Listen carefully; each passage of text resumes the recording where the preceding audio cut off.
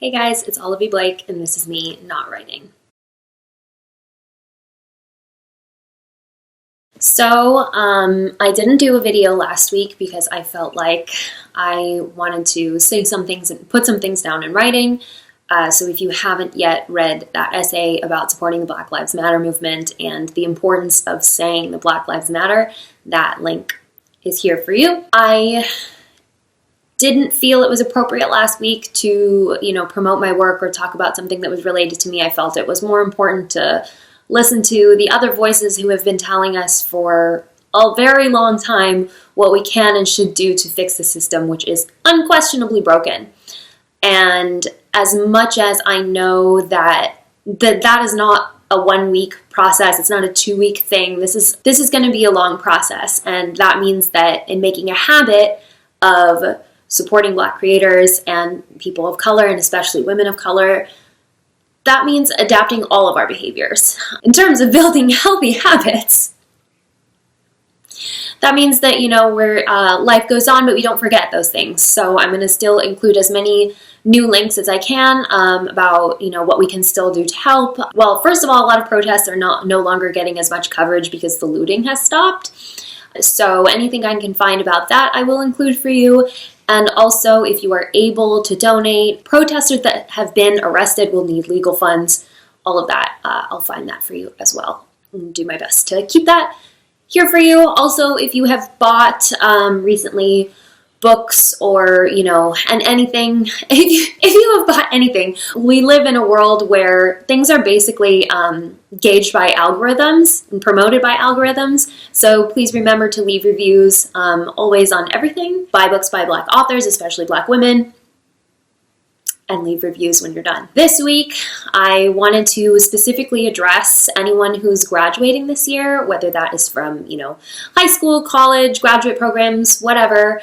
Obviously, this is a big deal for Mr. Blake. He's had a really sad time saying goodbye to his 8th graders and his high school seniors. And he kind of left them with a little bit of an informal talk. And I thought maybe that, I would want to do something as well.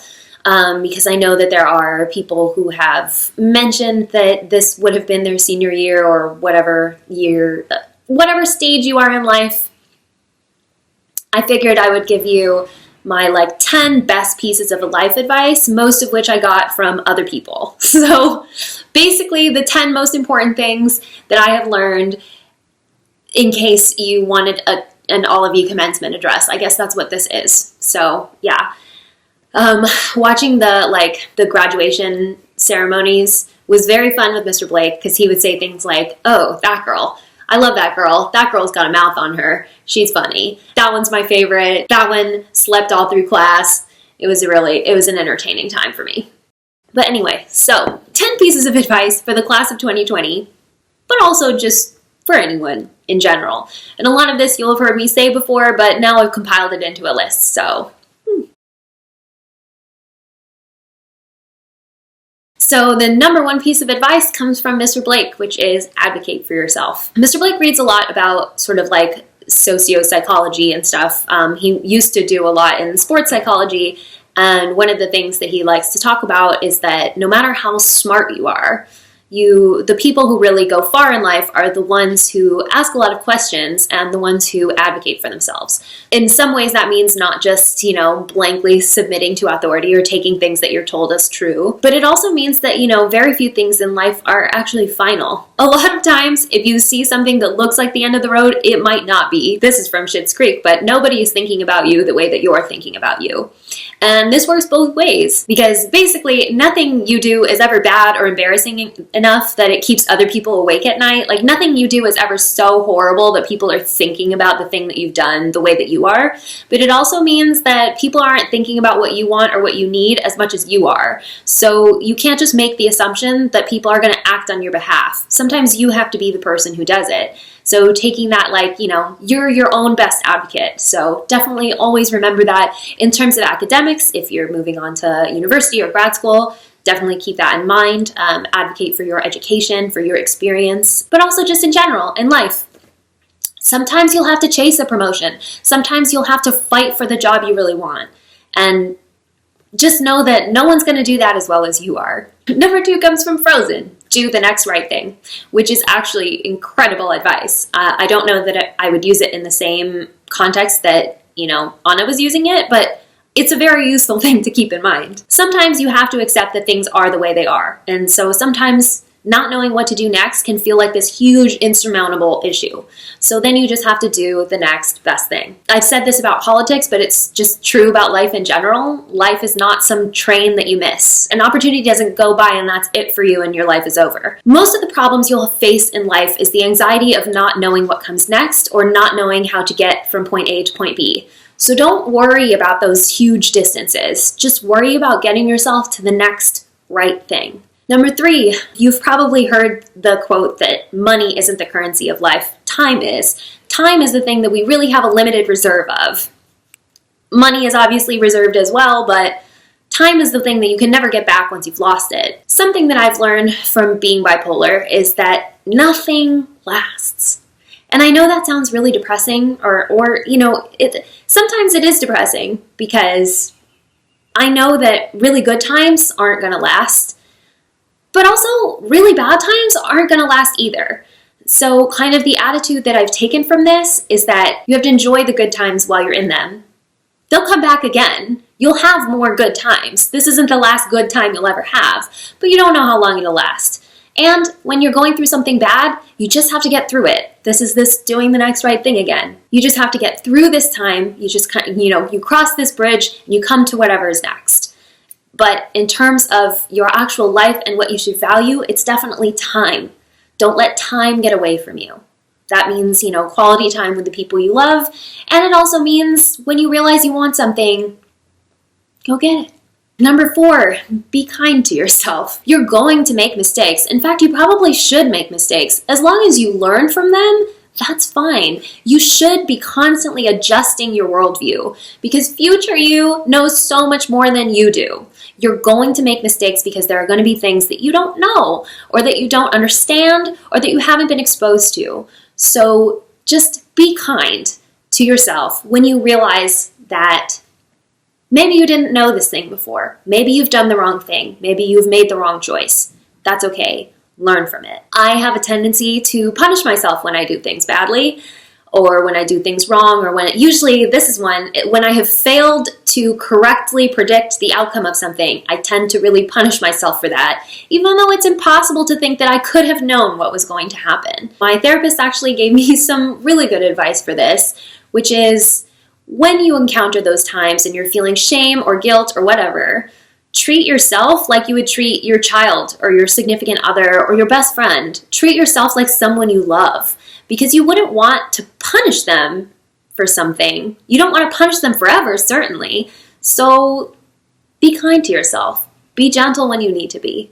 Number 5, it's never too late to start over. Life is long. As much as life is short, it also is long enough that you're going to have to start over a few times. Learning to roll with the transitions is a really important skill. Being resilient enough to pick yourself up and change your path is one of the hardest things you'll ever do and one of the most important skills you will ever learn. So there's a psychologist named Erik Erikson who mapped out adult life as basically 7-year periods. So every 7 years there's a transition. Life is very long, so you can't really predict what you're going to be doing in 20 years. 50 years, you have no idea. I mean, I haven't been in adult life for all that long, but 7 years feels right to me. And whenever you come to the end of one of those 7-year periods, you might feel restlessness that means you need to change something, but you should also kind of celebrate the achievements of whatever you've learned. You don't have to find the thing that you love right away. You don't have to have found the right person at any given time. You don't have to have the right friends.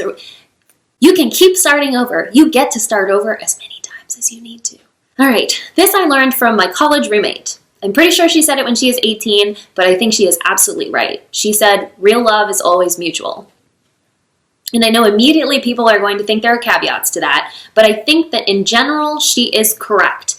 That yes, you can love someone if they don't love you back. Unrequited love is a thing. You can feel feelings towards someone, But when it's actual love and something that you should invest in, that is going to be mutual. You're not going to have to wonder how the other person feels. You're not going to have to play games. Butterflies are overrated. You want to choose a partner who makes you feel safe. Relationships can be challenging, but love should feel easy. Even if the circumstances are hard, that love should feel like you're getting the love that you need, and it's easy to give as well. I've thought about the way she said this since she said it, and it's proven really helpful, especially when I feel like, I'm really into this person and they're not that into me, and I would remember her saying, real love will be mutual, and I really, at this point, I think that she was right. We fantasize about this idea that love should be this like kind of all-consuming passion, and to tell you the truth, it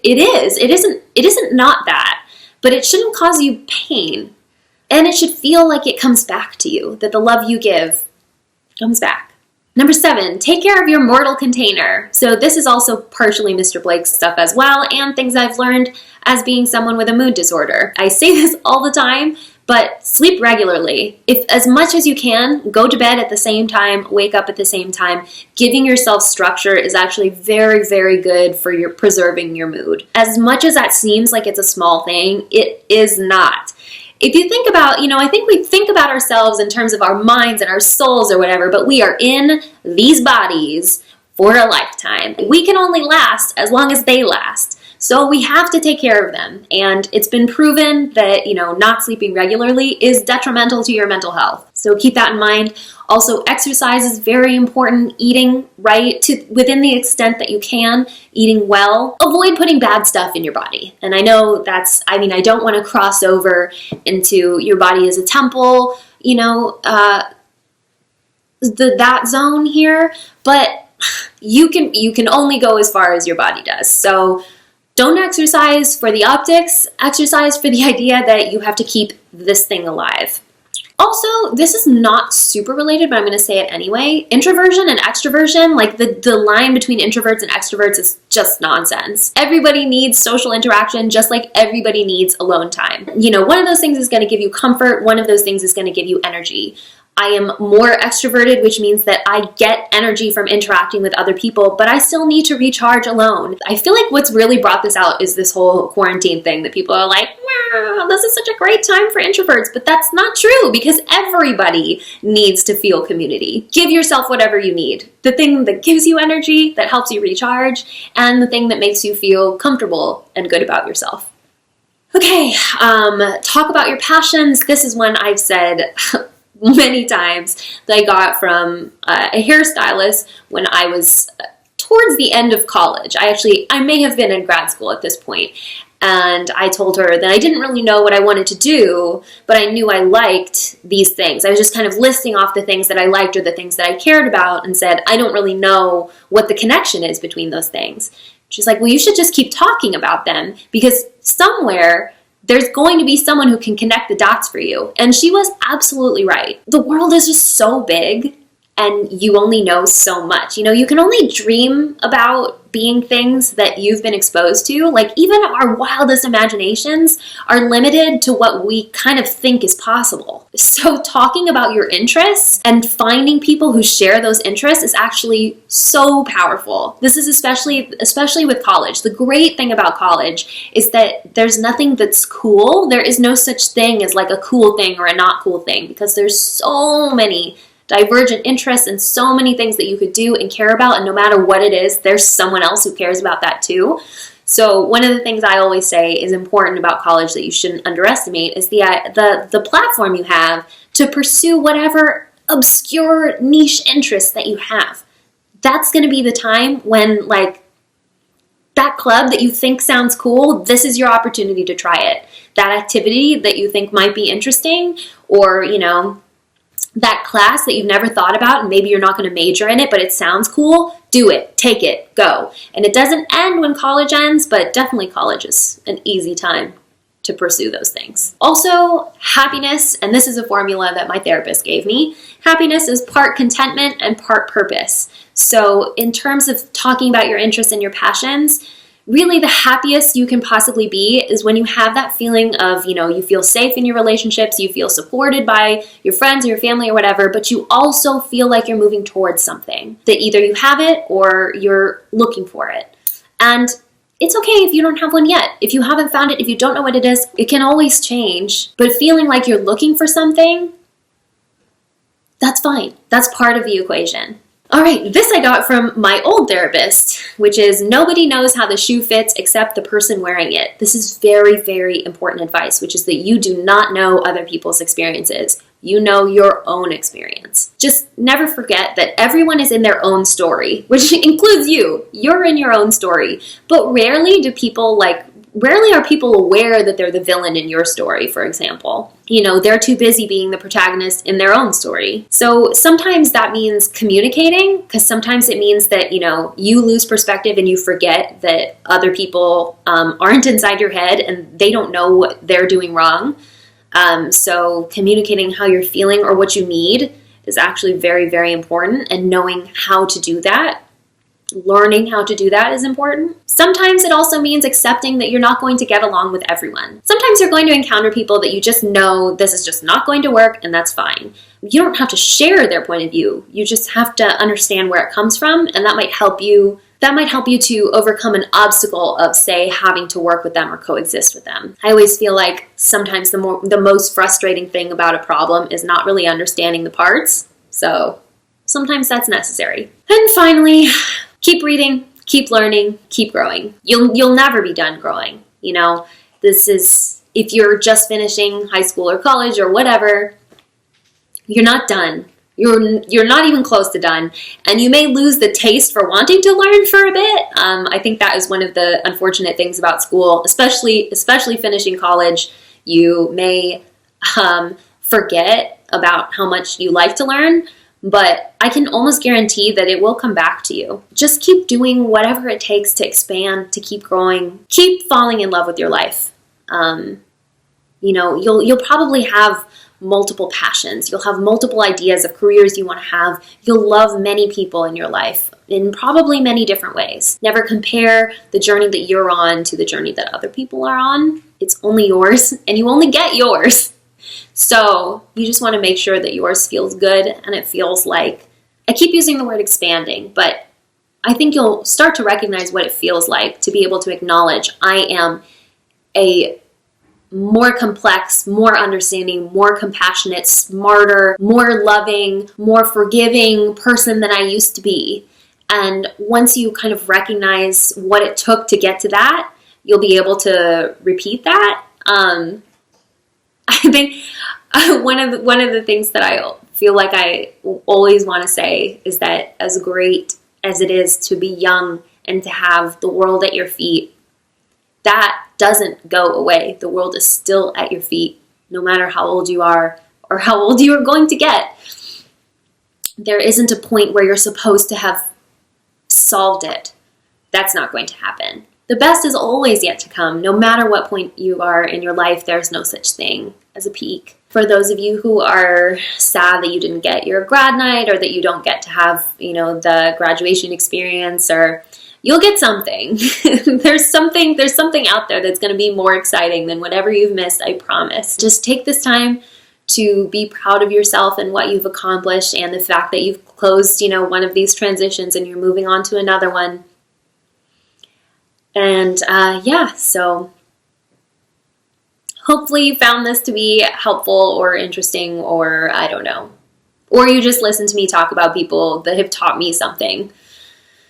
And maybe that will mean something to you. Anyway, next week we'll be back to normal in terms of answering questions. I've gotten quite a few writing questions, so that will probably happen next week. Also, it is starting to warm up, so in case you are wondering why I'm in this extremely chunky knit sweater, it's only because I was cold this morning. Some things I posted, some deleted scenes from the Atlas 6, and also an excerpt from the sequel, which is in progress. But yeah, that is available on my website. I will include that for you below. Also, Clara and the Devil is now posting, which is very exciting. So if you are able to subscribe or comment, that would be really, really great. It's free. It's on Webtoons, but it's part of a competition where 30% of the score is audience engagement. So if you could engage with us, that would be really, really, really great. We would really appreciate it. Lil Kimura has worked so hard on this. This is some of her best stuff. Like, please. I'm not good at like promotion, but this doesn't even feel like promotion. Like, this feels like a no-brainer to me. It's amazing and you shouldn't miss it. And once again, it's free. This has been me, Olivie Blake, not writing, and I'll see you next week.